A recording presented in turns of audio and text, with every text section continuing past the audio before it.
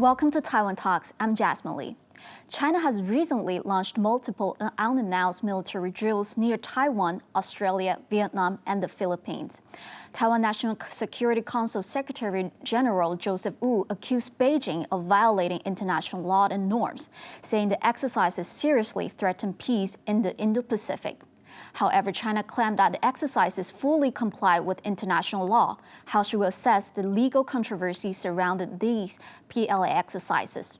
Joining us today are Yann-Huei, Academia Sinica Institute of European and American Study former researcher, and Chunlong Guo, United Daily News Deputy Editor-in-Chief. A very warm welcome to both of you on the show. In late February, the Chinese military in Southern Theater Command deployed its 107th Naval Formation to conduct live-fire exercises in international waters, roughly 340 nautical miles off the coast of Eden in New South Wales. The drills drew criticism from the Australian government, which said the exercises lacked transparency. In response, China said that some countries have long grown accustomed to the U.S. Navy operating near their waters, but are still not used to similar operations by the Chinese Navy in the same area. Professor Song, I wanted to ask you first. So China claimed that the PLA naval drills took place it's far from the Australian coastline and were conducted entirely in international waters and therefore in line with international law. Would you agree with this argument, and do you find this legitimate? Based on treaty international law Yes. and customary international law, and in particular citing similar state practice of naval powers, it is safe to say that China is allowed to conduct naval drills in the international waters, that is near and surrounding Australia's coasts. Both government of Australia and New Zealand did not accuse China of violating international law, which means the operations are allowed under international law. But as we know that all ships, including warships, have the right to exercise freedom of navigation and of a flight in the high sea and inside the coastal states exist. But we do not know exactly the real purpose or intention of China when its Navy conducted naval drills in the international waters surrounding Australia. If consider no act of aggression and have no intention to threat or use force against Australia, it can be said that the Chinese naval drills are allowed under international law. So China is entitled to the right to fly its flag and display its power in international water, just like the United States have been doing so. Okay, Professor, you mentioned about a high sea, and we will come back to on this topic regarding the international law. And you also mentioned about the intention of China. So let's now talk about the intention of China. So according to Australian Broadcasting Corporation, the PLA naval formation conducted live fire drills in the South Pacific about 150 nautical miles east of Sydney. The surprise gunfire drills prompt Australian air traffic controllers to issue formal warnings. Almost 50 commercial flights were forced to reroute. So my question to you is then, what is the intention of China, and what kind of signal they are trying to send to the international community? No Chinese military ships have been sailing to that far distance. Like before. Tasman Sea is the farthest, I think, any PLA Navy had ever reached. I think there's two things China wants to demonstrate. One is that China had its capability nowadays to project its power to this far a distance, and almost like a global Navy now. That's one thing. And the second thing is China also likes to probe the reactions from the United States as well as the neighboring countries. Yes. And since it's only a month since Trump get in office, Yes. so what kind of reaction would the U.S. Will demonstrate in order to guarantee the security of Australia? I think that is the thing that China wants to know. And so far we know that only the U.S. is not making any verbal denouncement about this. And that causing some concern among the Australian politicians, and also some concern for the neighboring countries as well. So as you mentioned, China is basically trying to test how the international community will respond. So Professor Song, I wanted to go back to you. You mentioned about the international law. So please help us to understand, because under the 1958 Convention on the High Sea, any area that does not fall within international waters or territorial seas is considered high sea. But in 1982, the UN Convention on the Law of the Sea does not clearly define the scope of the high sea. So Professor Song, could you help us to understand, because we know that coastal states are granted with the jurisdiction over economic activities within their exclusive economic zones under the UN Convention of the Law of the Sea. So what exactly is the contention we're seeing today? The 1958 Convention was incorporated into the 1982 United Nations Convention on Law of the Sea. Yeah. And maybe around 169 states or UEU are party to that convention. So based upon the UNCLOS, the Law of the Sea Convention, it should be noted that waters outside of coastal states exist are considered high seas, where all states have the right to exercise high sea freedoms, including freedom of navigation and overflight, plus naval operations. High sea are the area that lie beyond national jurisdiction of coastal states. Within the EZ, coastal states is exercising sovereign rights and jurisdiction, as you just mentioned.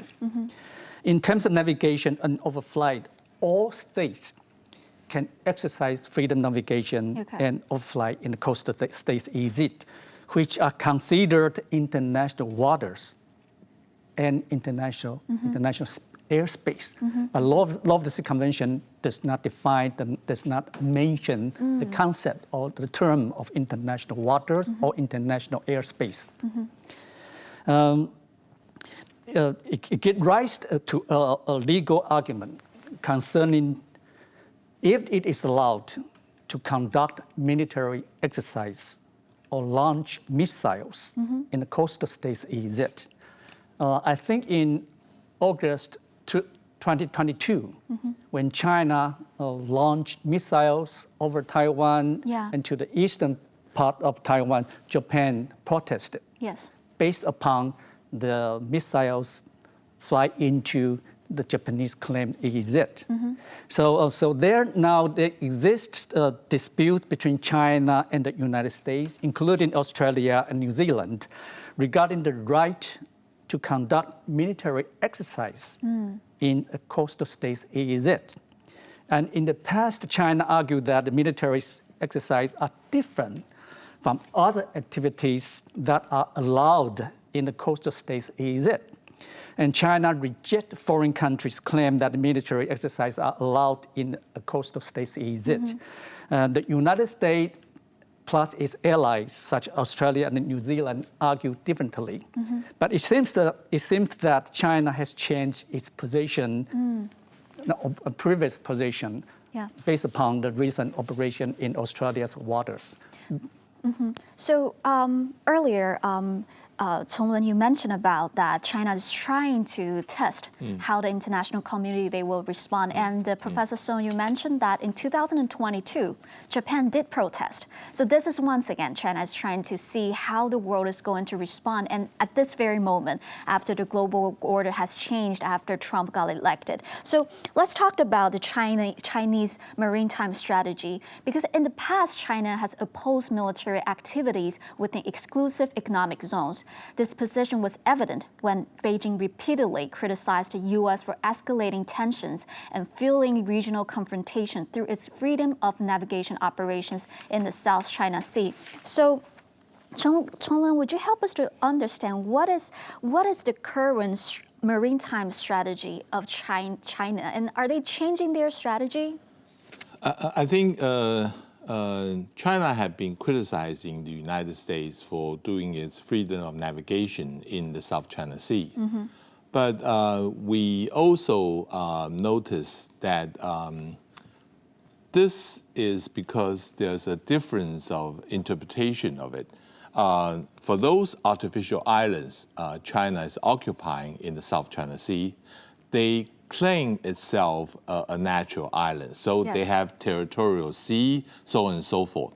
But from the U.S. point of view, it's not considered an island. They said it's artificial one. So the U.S. the U.S. military ships, they get into the territorial water, so-called by the Chinese, and do not consider that as a territorial water. That's the major difference. But I think that nowadays, China wants to push out of the first island chain, reaching the second island chain, and even to the Blue Navy. Right. And that is exactly because now China is the hegemon in the Asia-Pacific. They want to demonstrate that China is now powerful enough to project its power in this area. I think that is the main argument behind what the China is doing right now. And the most important thing is China had the right to have military exercise even within the 200 nautical mile of EEZ, but they have to provide a prior notice. Yes. I think the thing for Australia, who would get so much nervous and angry about this, is that China did not have a prior notice for they're going to have a live exercise over there. So that caused 49 commercial aircraft will have to divert its road. That endangered the civilian navigation of that. So I think that is something I think China should be aware of and should be very careful about the concern in the neighboring countries. Professor Song, you mentioned about the 2022, China also did very similar exercises. Did they issue a prior notice before that?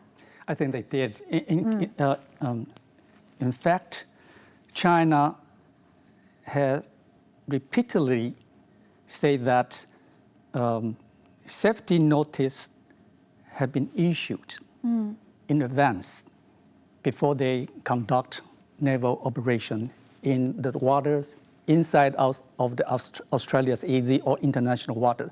They had issued that. Under international law, China has the duty to do that. Yes. And Chonglun said no, but I read the Chinese statement. They say that repeatedly issue notice to the mariners and airlines. They say they did, but Australia said they didn't. Is that the case? If that's the case, why did government of Australia and New Zealand say they did not violate international law? The duty under international law, if that's the case, China has to issue those notices in advance before naval operations. But that's my personal operations. But if I may, I think China's intention is part of diplomacy. And there's a dictum say that diplomacy without force is just like orchestra without instruments. So all countries in the world, naval power, especially the United States, they want to have that kind of strategic signaling or deterrent warning, maybe power projection and to increase military presence, to tell the world that I am capable, as just mentioned, I am going to develop, accomplish my goal as a maritime power. And I'm going to have advanced military capability, including expansion to Blue Navy, plus first island chain, second island chain, now the third island chains, which another important fact is China demonstrating it has capability and determination to safeguard its strategic and security interests. And Chonglin, following on that, how would you say would be the impact on the Indo-Pacific geopolitical landscape? I think before this, all we are seeing is the U.S. Navy is having this regular free passage in the Asia-Pacific or in all Indo-Pacific areas. And now we are seeing that the Chinese, the PLA Navy, is doing the similar kind of things. That would put the neighboring countries in Asia-Pacific in a very difficult positions. So how should we should be dealing ourselves with the United States, and how should we dealing with China? As you know, that some of the countries do have military joint military exercise with China. Yes. So for Laos or Cambodia or even nowadays Thailand is having a joint military exercise. If you are having a joint military exercise, you are having a very close relations with Chinese Navy. That would put you not in a very difficult position as being intimidated by the PLA Navy. I think nowadays every country would have to decide whether you want to seek cooperation with the United States or you want to seek cooperation with China. It so may be maybe it's an either-or position, but you can see some of the countries they have cooperation with both sides. Yes. Like Singapore. Yes. They are having cooperation with both sides. I think that is something a new pattern we are seeing in Asia Pacific nowadays. And I want to follow on that with the regional actors. So let's talk about New Zealand. So do you think this move from China will prompt New Zealand to take a greater role in its regional security, or probably to prompt them to have the interest to join AUKUS with Australia, UK, and US? New Zealand had a different defense policy than Australia. Yes. Like before. I mean, they do not allow a nuclear power or the ships with nuclear weapons sail into their territorial water. That's no nuclear policy. It's different from Australia's. So they do not have a close military cooperation with the United States as before. But now with the PLA naval ships in their neighborhood, now we are seeing Australia foreign minister saying that they're going to protest to China when he's meeting with his counterpart in Beijing. So I think that is another way of saying that we try to keep a neutral ground here in the South Pacific. Would they be able to do it?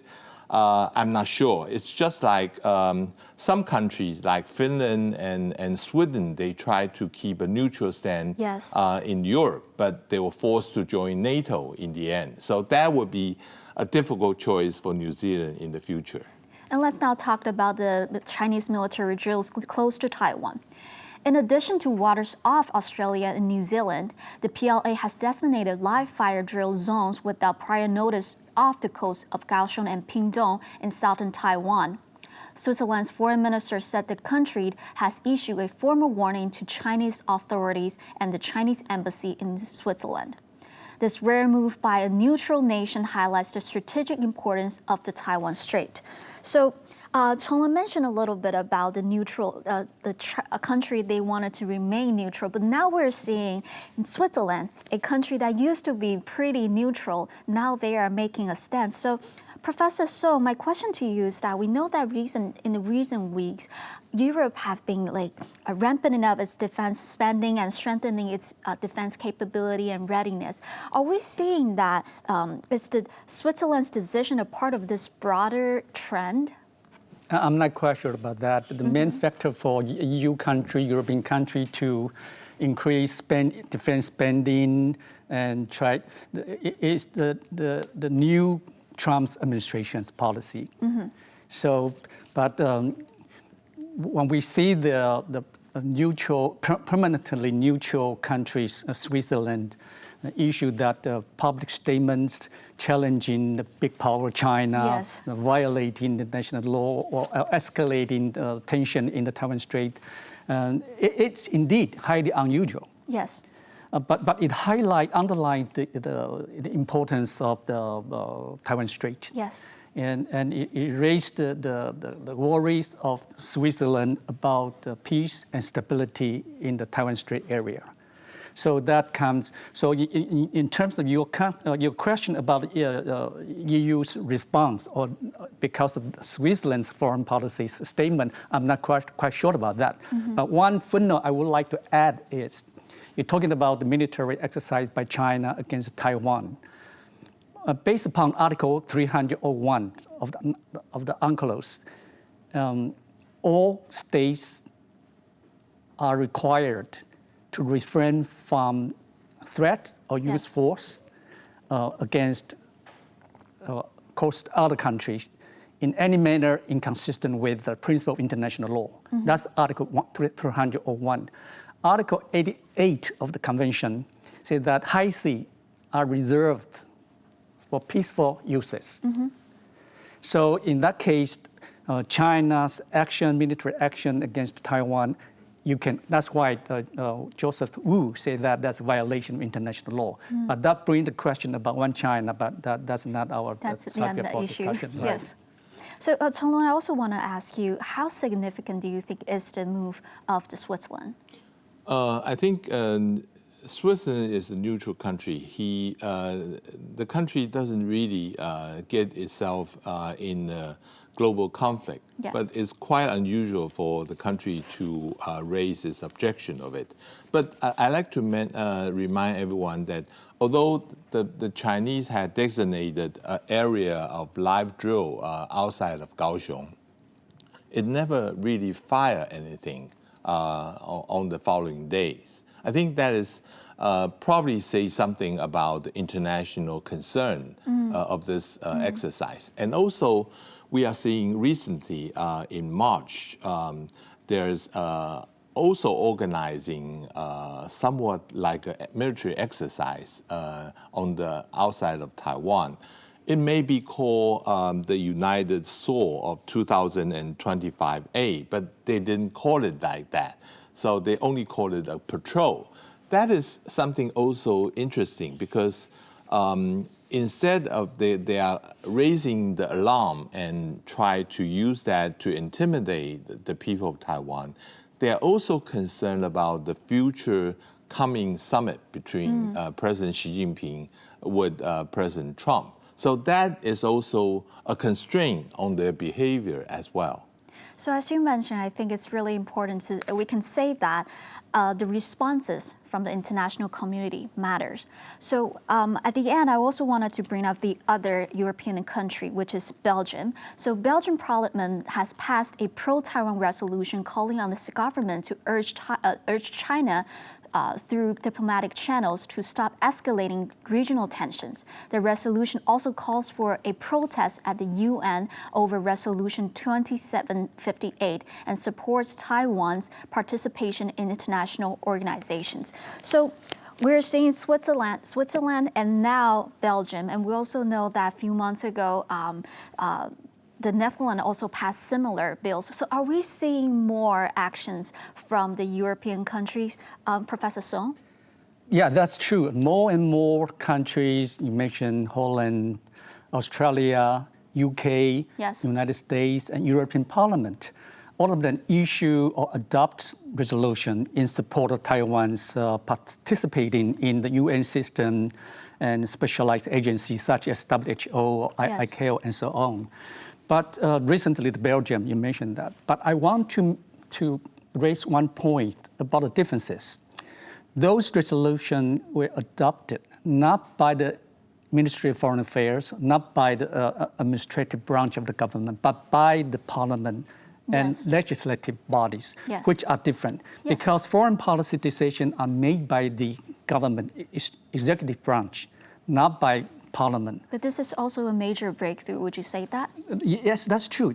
Indeed, more and more, but is it enough? UN 2758, UN General Assembly Resolution 2758 was adopted in 1972.